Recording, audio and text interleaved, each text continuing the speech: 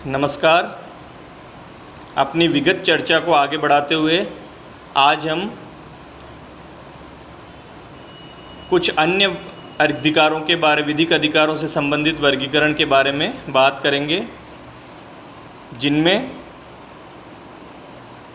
पूर्वगामी तथा उपचारी अधिकार, एंटीसीडेंट्स एंड रेमेडियल राइट्स, सांपत्तिक तथा व्यक्तिक अधिकार, प्रोप्राइटरी एंड पर्सनल राइट्स और स्वयं सांपत्तिक तथा परसंपत्तिक अधिकार, राइट्स इन री प्रोप्रिया एंड राइट्स इन री एलिना, इन तीनों के बारे में आज बात करेंगे।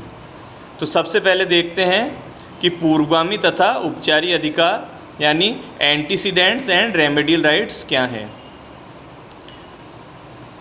किसी भी सारगर्भित विधि में जो अंतर्निहित अधिकार होता है, यानी जो किसी भी विधि द्वारा अधिकार दिया जाता है किसी व्यक्ति को, वो या तो पूर्वगामी होगा या उपचारी होगा। पूर्वगामी अधिकार वह होता है, वह अधिकार जो बिना किसी अपकार के भी व्यक्ति को प्राप्त होता है, यानी उसके विरुद्ध किसी प्रकार का अपकार, हानि या उल्लंघन, उसके अधिकार में हस्तक्षेप ना हुआ हो तो भी वह अधिकार उस व्यक्ति को प्राप्त होता है। जिस व्यक्ति को यह प्राप्त होता है वह उसके भले के लिए अपवाद स्वरूप होता है। इसको एक उदाहरण से समझ सकते हैं कि कोई व्यक्ति किसी वस्तु को क्रय करता है, खरीदता है, तो उस खरीदी गई वस्तु पर उस व्यक्ति का जो अधिकार होगा वह पूर्वगामी अधिकार होगा। जब पूर्वगामी अधिकार का हनन होता है, उसका उल्लंघन होता है या उसमें किसी प्रकार का हस्तक्षेप, अवांछित हस्तक्षेप होता है, तो व्यक्ति को जो अधिकार प्राप्त होता है वह उपचारी अधिकार कहलाता है। उपचारी अधिकार का उल्लंघन होने पर, यानी पूर्वगामी अधिकार का उल्लंघन होने पर जो उपचारी अधिकार प्राप्त होता है उसके अंतर्गत किसी व्यक्ति को प्राय प्रतिफल या हर्जाना दिलाया जाता है। पूर्वगामी अधिकार सर्वबंधी या व्यक्तिबंधी किसी भी प्रकार का हो सकता है। सर्वबंधी अधिकार, जो सर्वबंधी पूर्वगामी अधिकार है, उसके कुछ प्रकारों में व्यक्तिगत सुरक्षा और स्वतंत्रता का जो अधिकार है वो सम्मिलित है। इसके अलावा स्वयं के परिवारजनों और वैवाहिक संबंधों की सुरक्षा का अधिकार या प्रतिष्ठा का अधिकार या अपना काम धंधा या व्यवसाय स्वतंत्रतापूर्वक करने का अधिकार। इसके अलावा आधिपत्य और स्वामित्व का अधिकार यानी पोजीशन एंड ऑनरशिप का जो राइट है वो, या फिर किसी अन्य द्वारा अगर कोई कपट किया जाता है तो उसके कारण होने वाली क्षति से उन्मुक्ति का अधिकार। ये सब अधिकार पूर्वगामी सर्वबंधी अधिकार में सम्मिलित होते हैं। इसके बाद बात करें सांपत्तिक तथा व्यक्तिगत अधिकार, प्रोप्राइटरी एंड पर्सनल राइट्स। जैसा कि नाम से स्पष्ट है, सांपत्तिक अधिकार मनुष्य की संपदा या संपत्ति में निहित होता है। इन अधिकारों का वित्तीय महत्व होता है। ये अधिकार व्यक्ति की संपदा, उसकी आस्ति यानी एसेट्स आदि से रिलेटेड होते हैं, आदि से संबंधित होते हैं। परंतु मनुष्य के जो व्यक्तिगत अधिकार होते हैं उनका संबंध उसके व्यक्तित्व, प्रतिष्ठा या हैसियत यानी स्टेटस से होता है। ऐसे अधिकार यानी व्यक्तिगत अधिकार मनुष्य की या व्यक्ति की मृत्यु के पश्चात पूर्णतः समाप्त हो जाते हैं। किसी व्यक्ति की प्रतिष्ठा या उसकी हैसियत, स्टेटस उसके व्यक्तिगत अधिकारों के अंतर्गत आती है। उदाहरणार्थ, किसी व्यक्ति को पिता या पति होने के नाते की हैसियत से जो अधिकार अपने बच्चों या पत्नी के प्रति प्राप्त है वे उसके व्यक्तिगत पर्सनल राइट्स होते हैं। सांपत्तिक और व्यक्तिगत अधिकारों में कुछ भेद हैं। उनमें से पहला कि मनुष्य के सांपत्तिक अधिकारों से उसकी संपत्ति या संपदा का गठन होता है, जबकि व्यक्तिगत अधिकारों के योग से उसकी जो समाज में स्थिति या हैसियत स्टेटस है वो स्थापित होती है। उसके अलावा सांपत्तिक अधिकार अंतरणीय होते हैं, ट्रांसफरेबल। किसी अन्य व्यक्ति को संपत्ति के अधिकार का हस्तांतरण किया जा सकता है, उस अन्य व्यक्ति को वह अधिकार प्रदान किए जा सकते हैं, जबकि वैयक्तिक अधिकार हस्तांतरणीय नहीं होते हैं। इसके अलावा सांपत्तिक अधिकारों का उत्तराधिकार होता है, जबकि वैयक्तिक अधिकारों पर उत्तराधिकार प्राप्त नहीं होता है। ऐसे अधिकार व्यक्ति की मृत्यु के पश्चात पूर्णतः समाप्त हो जाते हैं। इस प्रकार हम देखें तो सांपत्तिक अधिकार वैयक्तिक अधिकार की तुलना में अधिक स्थायी होते हैं। इसके बाद बात करते हैं स्वयं सांपत्तिक तथा पर सांपत्तिक अधिकार, राइट्स इन री प्रोप्रिया एंड राइट्स इन री एलिना। स्वयं सांपत्तिक जैसे नाम से ही स्पष्ट है, किसी व्यक्ति का अपनी निजी संपत्ति पर जो अधिकार होता है वह स्वयं सांपत्तिक अधिकार कहलाता है, और पर सांपत्तिक अधिकार यानी किसी व्यक्ति का दूसरे की संपत्ति पर जो अधिकार है वह पर सांपत्तिक अधिकार कहलाता है। किसी व्यक्ति का अपनी संपत्ति पर, अपनी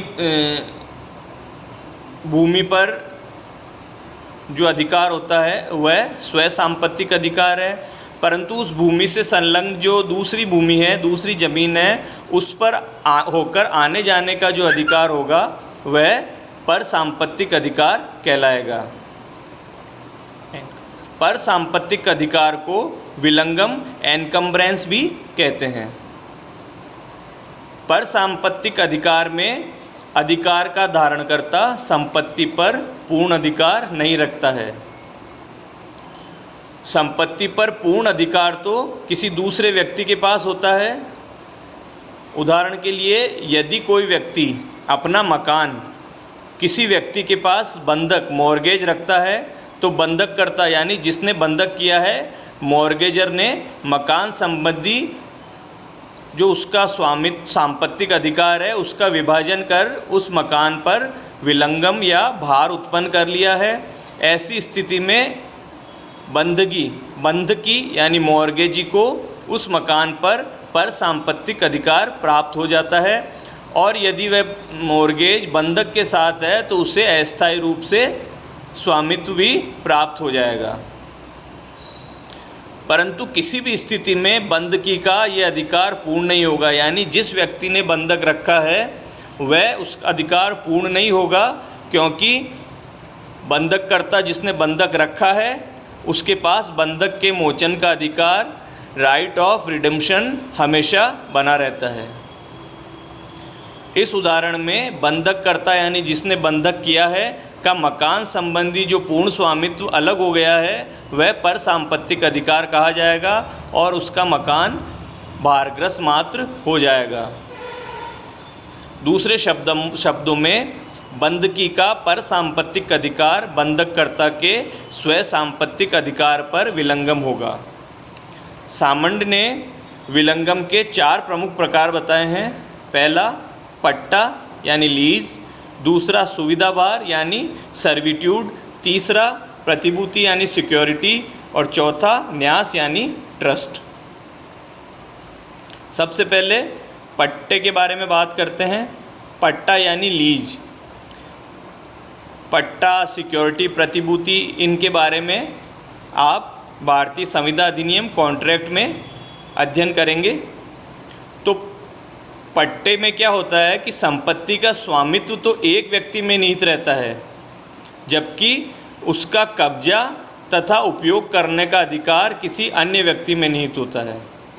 इस प्रकार स्वामित्व यानी ऑनरशिप और कब्जा आधिपत्य यानी पोजीशन के न्यायोचित बंटवारे को पट्टा या लीज कहते हैं। दूसरा प्रकार सामान्य ने बताया है सुविधाभार, सर्विट्यूड। इसमें व्यक्ति को केवल भूखंड के सीमित उपयोग का अधिकार प्राप्त होता है तथा स्वामित्व और कब्जा उसे अंतरित नहीं किया जाता। सुविधाभार संबंधी अधिकार या तो सामूहिक हो सकता है या व्यक्तिगत हो सकता है। उदाहरणार्थ, किसी मार्ग पर से आने जाने का अधिकार यदि जनसाधारण को प्राप्त है तो वह सामूहिक सुविधाभार अधिकार होगा, किंतु यदि वह किसी व्यक्ति विशेष या कुछ निश्चित व्यक्तियों को ही प्राप्त है तो वह व्यक्तिगत सुविधावार अधिकार होगा। इसके बाद बात करें प्रतिभूति सिक्योरिटी। आम बोलचाल की भाषा में हम अक्सर सुनते हैं कि उसने ये चीज़ सिक्योरिटी के लिए रखवाई है। जब हम कोई किसी व्यक्ति से कुछ ऋण लेते हैं तो जमानत के तौर पर, जिसे आम प्रतिभूति को आम बोलचाल की भाषा में जमानत कहते हैं, जमानत के लिए उसके पास कुछ संपत्ति या कुछ चल या अचल संपत्ति के कागजात उसके पास रखवाते हैं तो वह प्रतिभूति कहलाती है। तो प्रतिभूति यानी सिक्योरिटी एक ऐसा भार या विलंगम है जो किसी लेनदार को उसके ऋणी की संपत्ति के विरुद्ध प्राप्त होता है ताकि ऋण की वसूली की सुरक्षा बनी रहे, ताकि ये गारंटी रहे कि वह ऋण चुकाएगा ऋणी व्यक्ति, और यदि वह ऋण नहीं चुकाता है तो लेनदार व्यक्ति उस ऋण की राशि की वसूली, उस ऋण की वसूली उस व्यक्ति की संपत्ति से कर सकता है। प्रतिभूति सिक्योरिटी या तो बंधक के रूप में हो सकती है, यानी कोई व्यक्ति किसी संपत्ति को बंधक मॉर्गेज रख सकता है, या धारणाधिकार लेन के रूप में हो सकती है। उसके बाद बात करें न्यास यानी ट्रस्ट। न्यास एक ऐसा विलंगम है जिसमें संपत्ति का स्वामित्व किसी अन्य व्यक्ति के लाभ के लिए सामयिक बाध्यता द्वारा सीमित होता है। न्यास का निर्माण किस प्रकार होता है उसे उदाहरण के द्वारा समझने की कोशिश करते हैं कि यदि कोई व्यक्ति अपनी संपत्ति किसी दूसरे व्यक्ति के हित के लिए या लाभ के लिए तीसरे व्यक्ति को सौंपता है तो यहाँ न्यास का निर्माण होता है। वह तीसरा व्यक्ति जिसे वह संपत्ति सौंपी गई है वो उस संपत्ति का न्यासी ट्रस्टी कहलाएगा, और जिस व्यक्ति के हित के लिए न्यास की निर्मिति होती है, जिस व्यक्ति के हित के लिए न्यास का निर्माण किया जाता है वो हितग्राही बेनिफिशियरी कहलाता है। तो इस प्रकार सामान्य ने विलंगम एनकम्ब्रेंस के 4 प्रमुख प्रकार बताए हैं: पट्टा, लीज, सुविधावार सर्विट्यूड, प्रतिभूति सिक्योरिटी और न्यास यानी ट्रस्ट। तो आज जिन 3 अधिकारों के वर्गीकरण के बारे में हमने बात की वो हैं पूर्वगामी तथा उपचारी अधिकार, एंसीडेंट्स तथा रेमेडियल राइट्स, सांपत्तिक तथा वैयक्तिक अधिकार, प्रॉपर्टी एंड पर्सनल राइट्स, स्वयं सांपत्तिक तथा पर सांपत्तिक अधिकार, राइट्स इन री प्रोप्रिया एंड राइट्स इन री एलिना। अगले ई व्याख्यान में कुछ और वर्गीकृत जो विधिक अधिकार से संबंधित सिद्धांत हैं, जो विधिक अधिकारों का वर्गीकरण है विधिवेत्ताओं का, उनके बारे में बात करेंगे। धन्यवाद। जय हिंद।